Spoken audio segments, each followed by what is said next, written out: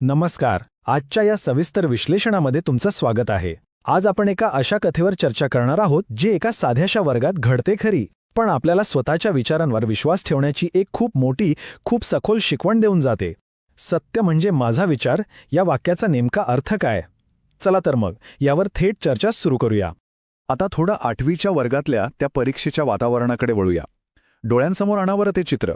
शाळेत आज तिसरी चाचणी होती आणि मुले नीट रांगेत बसलेली होती. ती परीक्षेपूर्वीची धाकधूक, चेहऱ्यावर दिसणारी ती थोडीशी चिंता, हे सगळं आपल्या सर्वांच्याच अगदी ओळखीचं आहे, बरोबर ना? परीक्षा सुरू होण्यापूर्वीच्या त्या शेवटच्या काही मिनिटांचा तो ताण कोणालाही आपल्या शालेय जीवनाची नक्कीच आठवण करून देईल. परीक्षेपूर्वी विद्यार्थ्यांची नेमकी अवस्था कशी असते? कोणी डोळे बंद करून शांतपणे देवाचं नाव घेत असतं, कोणी फळ्यावर लिहिलेल्या शुभेच्छा आशेने वाचत असतं, तर कोणी उगाचच आपल्या पेनाचं टोक व्यवस्थित आहे की नाही हे तपासून पाहत असतं. हा जो परीक्षा आधीचा ताण आहे आणि त्यातून स्वतःला सावरण्याची जी काही धडपड सुरू असते ना, ती खरोखरच खूप नैसर्गिक आणि गमतीशीर आहे. आणि मग जेव्हा गुरुजी वर्गात येतात आणि पेपर वाटायला सुरुवात करतात, तेव्हा अचानक एक गमतीदार प्रसंग घडतो. एका विद्यार्थ्याचा पेपर चुकून खाली पडतो. तो वाकून उचलताना त्याची नजर पहिल्या प्रश्नावर जाते आणि तो एकदम आनंदाने ओरडतो, "अरे, पहिलाच प्रश्न तर किती सोपा आहे!" हे ऐकल्यावर स्वाभाविकच संपूर्ण वर्गात एक हसू उमटतं आणि सगळ्यांचा जीव थोडा भांड्यात पडतो. तो क्षणिक आनंद येथे खूप महत्वाचा आहे. पण आता खरी गोम इथेच आहे. तो सोपा वाटणारा प्रश्न नेमका होता तरी काय? तर तो पहिला प्रश्न होता, सत्य म्हणजे काय?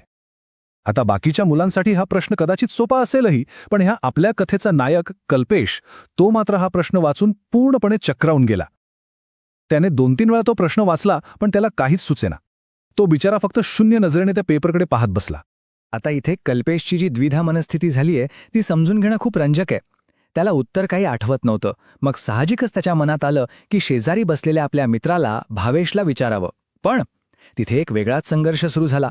एकीकडे मित्राला विचारण्याची इच्छा आणि दुसरीकडे प्रचंड भीती. जर भावेशने चुकीचं उत्तर दिलं तर, त्याच्यावर विश्वास ठेवून लिहिलं आणि ते उत्तर खोटं निघालं तर आपले मार्क्स जातील ना, ही भीती त्याला जास्त सतावत होती. आणि कल्पेशच्या मनातला हा गुंता इथेच थांबत नाही, तो अधिकच वाढत जातो. कारण त्याच्यासमोर आता सत्याच्या 2 अगदी वेगवेगळ्या व्याख्या उभ्या राहतात. गुरुजींचं म्हणणं काय असतं? सत्य म्हणजे जे घडतंय ते. पण दुसरीकडे आईची शिकवण काय सांगते? नेहमी सत्य बोलावं.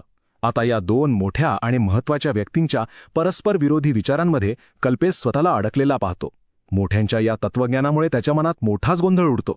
याच वैचारिक संघर्षातून त्याच्या मनात एक अतिशय सखोल असा प्रश्न निर्माण होतो. जर कोणी खरं बोलत असेल पण इतरांना ते खोटं वाटत असेल तर मग काय करायचं? विचार करा, कल्पेश या एकाच प्रश्नाशी झगडत होता आणि इकडे वर्गातली बाकीची मुले मात्र अगदी मजेत 2रा-3रा प्रश्न सोडून पुढे निघून गेली होती. सत्याचं स्वरूप हे प्रत्येकासाठी वेगळं असू शकतं, ही जाणीव त्याला नेमकी इथूनच व्हायला लागते. आणि मग येतो या परीक्षेचा सर्वात उत्कंठावर्धक असा क्षण. खूप विचार केल्यानंतर कल्पेश एक अतिशय धाडसी निर्णय घेतो आणि स्वतःच्या मनातून आलेलं एक उत्तर लिहितो. तो लिहितो, सत्य म्हणजे माझा विचार. आता हे उत्तर कदाचित इतरांना खोटं वाटेलही, पण त्याला स्वतःला मात्र ते 100% खरं वाटत होतं.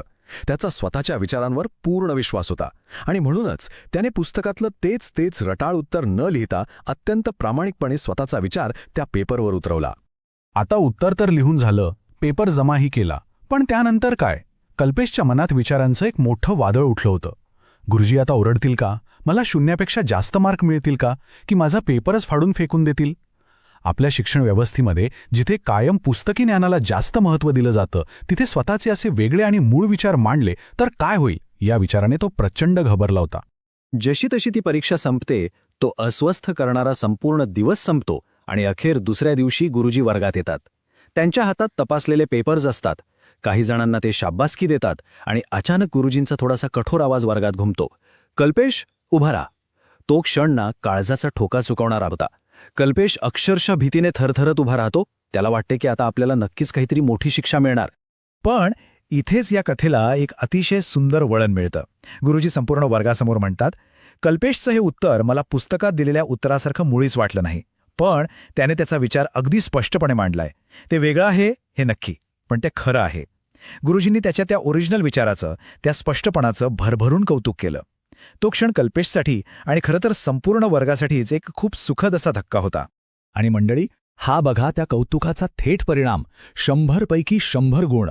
होय, गुरुजींनी कल्पेशला त्या प्रश्नासाठी चक्क पूर्ण गुण दिले होते. हे आपल्याला काय सांगतं?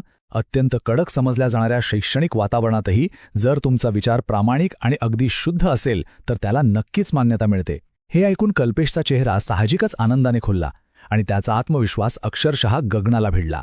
तर या सगळ्यातून एक सर्वात महत्त्वाचा मुद्दा असा समोर येतो की बरोबर उत्तर म्हणजे नेमकं काय. गुरुजींच्या या वागणुकीतून आपल्याला बरोबर उत्तराची एक नवीनच व्याख्या पाहायला मिळते.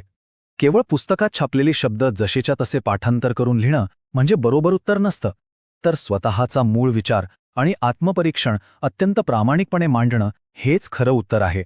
सत्याची अनेक रूपं असू शकतात आणि ते प्रत्येकाच्या मनात वसलेलं असतं हेच यातून सिद्ध होतं. आता याच्या पुढच्या आणि अंतिम टप्प्याकडे आपण येऊया. पुस्तकी ज्ञानाच्या पलीकडे जाऊन मिळालेली ही आत्मविश्वासाची मोठी शिकवण. गुरुजींनी त्या दिवशी वर्गाला खरोखरच अत्यंत महत्त्वाच्या गोष्टी सांगितल्या. पहिली गोष्ट, सतत दुसऱ्यांच्या आधारावर अवलंबून राहण्यापेक्षा स्वतःवर आणि स्वतःच्या क्षमतेवर ठाम विश्वास ठेवणं.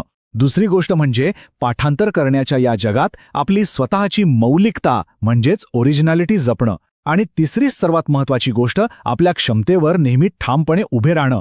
हे खऱ्या अर्थाने वैयक्तिक विकासाचे मूळ मंत्र आहेत. बघा, परीक्षेतील वास्तव आणि खऱ्या आयुष्यातील यश यात खूप मोठा फरक असतो. परीक्षेत मिळणारे अपयश हे कधीकधी केवळ खराब नशिबाचा भाग असू शकतं. पण जर तुम्हाला खरं यश मिळवायचं असेल तर ते केवळ अथक प्रयत्न आणि स्वतःवरच्या अतूट आत्मविश्वासातूनच मिळतं. स्वतःच्या विचारांवर विश्वास ठेवून प्रामाणिकपणे पुढे जात राहणं हेच यशाचं खरं रहस्य आहे. आणि आता या सविस्तर विश्लेषणाच्या शेवटी तुमच्यासाठी एक विचार करायला लावणारा प्रश्न. जेव्हा आयुष्यात एखादं खूप कठीण आव्हान समोर उभं राहतं तेव्हा खरं यश कशात असतं? डोळे झाकून गर्दीच्या मागे जाऊन इतरांचं अनुकरण करण्यात, की स्वतःच्या आतील आवाजावर आणि स्वतःच्या विचारांवर ठाम विश्वास ठेवण्यात? या प्रश्नावर नक्की विचार करा. स्वतःची ती मौलिकता ओळखा आणि पूर्ण विश्वासाने पुढे जा. वेळ दिल्याबद्दल खूप